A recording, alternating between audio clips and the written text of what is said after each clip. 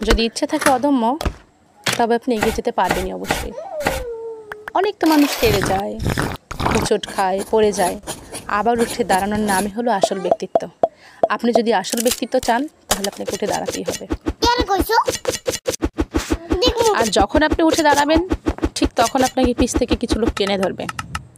আপনি থেমে যাবেন না, আপনি আপনার গতিতে এগিয়ে যাবেন। ঠিক একটা সময় দেখবেন আপনাকে আর কেউ ছুতে পারছে না।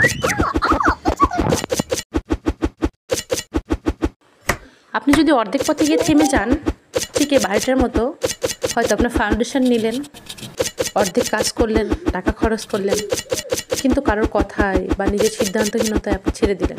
না আপনি এই বাড়ির টাকা ফেরত পাবেন, না আপনি এই বাড়িতে বসবাস করতে পারবেন।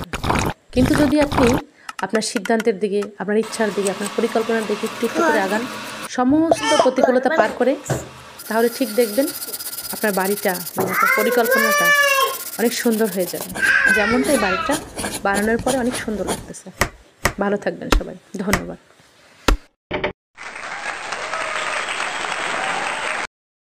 小红书